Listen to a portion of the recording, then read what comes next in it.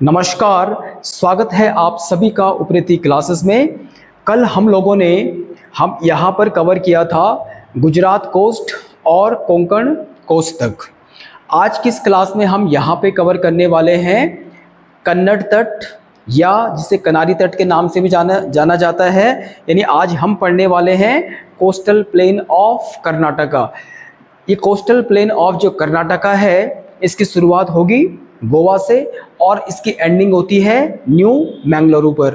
तो सबसे पहले हम इसके डायग्राम को देखते हैं। अरब सागर और पश्चिमी घाट पर्वत श्रेणी के बीच में जो मैदान है, यानी जो प्लेन है, जो कि गोवा से लेके और न्यू मैंगलोर के बीच तक फैला हुआ है, इसे कहा जाता है कन्नड़ कोस्ट या कोस्टल प्लेन ऑफ कर्नाटका।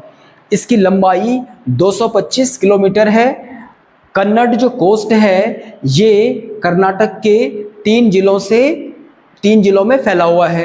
यानी तीन जिले कौन कौन से हैं? एक तो है नॉर्थ कन्नड़, उडुपी और साउथ कन्नड़। अब इन तीन जिलों में, इन तटीय मैदानों में क्या क्या खास चीजें हैं, आइए उनको समझते हैं one by one. North Kannada जिले में यहाँ पर एक टाउन है, इस टाउन का नाम है कारवाड़, और इस कारवाड़ टाउन में कैगा एटॉमिक पावर स्टेशन स्थित है, जो कि इम्पोर्टेंट है एग्जाम के लिए। इसके बाद यहाँ पर जो मैंने ब्लैक से बना रखे ना, ये कुछ खास आयरलैंड से हैं, यानी कुछ खास द्वीप हैं जो इस तटीय मैदान से लगे हुए हैं। इनके नाम हैं, जैसे ये मुर्गरेश्वर आइलैंड हो गया, हॉग आइलैंड हो गया, पिजियन आइलैंड हो गया, वासावा राजा फोर्ट आइलैंड हो गया।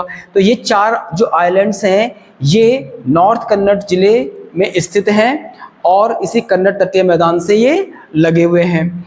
इसके अलावा यहाँ पर अगर हम साउथ कन्नड़ जिले में जाएं तो यहाँ भी दो खास आइलैंड्स हैं। इस आइलैंड का नाम है कोकोनट आइलैंड और दूसरे आइलैंड का नाम है सेंट मैरी आइलैंड्स। ये इस तटीय मैदान में कुछ खास नदियां हैं जो पश्चिमी घाट पर्वत श्रेणी से निकलती हैं। यानी ये जो आपको दिख रहा होगा ब्लू कलर का, ये वेस्टर्न घाट माउंटेन सीरीज या पश्चिमी घाट पर्वत श्रेणी इसे कहते हैं। यहाँ से कुछ नदियाँ निकलती हैं जो अरब सागर में गिर जाती हैं। तो उन नदियों में से जैसे ये वाली नदी है सरावती, ये है काली नदी, ये गंगावली है, ये नेत्रावती है, ये कुमारधारा है और ये फाल्गुनी नदी है। इसके अलावा और भी छोटी बड़ी नदियाँ हैं जो पश्चिमी घाट पर्वत श्रेणी से निकलती हैं और ये इस तटीय मैदान से होते हुए इस अरब सागर में गिर जाती हैं। इस सरावती नदी पर जोग वाटरफॉल है, जिसे गरसोप्पा वाटरफॉल भी कहा जाता है, जिसे महात्मा गांधी वाटरफॉल भी कहा जाता है, और लगभग 280 मीटर की हाइट से ये गिरता है और ये भारत का सबसे बड़ा वाटरफॉल भी है।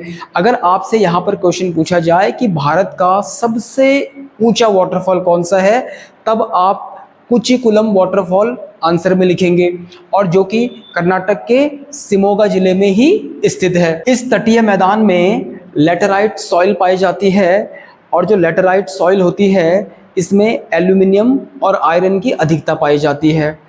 एल्यूमिनियम और आयरन की अधिकता होने के कारण इस मिट्टी में काजू, कॉफ़ी, चेरी, सुपारी, काली मिर्च इत्यादि की पैदावार खूब होती है।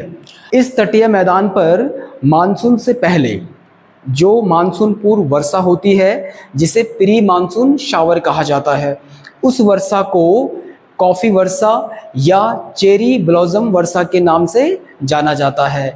इसका कारण ये है क्योंकि वहाँ पर कॉफ़ी जो होती है और वहाँ पर जो चेरी होती है ना, वो उसकी खेती के लिए जो प्री मानसून शावर होता है वो बहुत ज़्यादा बेनिफिशियल होता है। तो एग्ज़ाम में कई बार पूछ लेता है वो कि भाई जो कॉफ़ी वर्षा होती है या जो चेरी ब्लॉसम जो वर्षा होती है ये किस तट पर होती है, ये कौन से तटीय मैदान में होती है? तो आंसर आपका हो जाएगा कन्नड़ तट। कर्नाटक के इस साउथ कन्नड़ जिले में यहाँ पर न्यू मैंगलुरु पोर्ट है जो कि इस तटीय मैदान से लगा हुआ है। और इस न्यू मैंगलुरु पोर्ट की जो खास बात है, यहाँ पर कुद्रेमुख एक जगह है कर्नाटक के चिकमंगलूर जिले में। वहाँ पर एक आयरन ओर की एक माइन है जिसे कुद्रेमुख आयरन ओर माइन कहा जाता है। तो वहाँ से जो कच्चा आयरन होता है वो आयरन वहाँ से लाया जाता है इस न्यू मैंगलुरु पोर्ट में।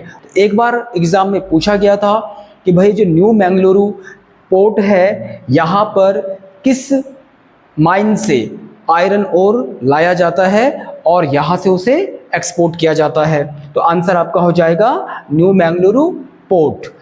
तो इस तरीके से जो हमारा कन्नड़ कोस्ट है और इससे रिलेटेड जितने भी इम्पोर्टेंट फैक्ट्स थे हम उसे कंप्लीट कर चुके हैं। कल की क्लास में हम कवर करेंगे मालाबार तट को, जो कि केरल से लेके और कन्याकुमारी तक फैला हुआ है और मोस्ट इम्पॉर्टेंट ये कोस्ट है। आज की इस क्लास को मैं यहीं पर एंड कर रहा हूँ।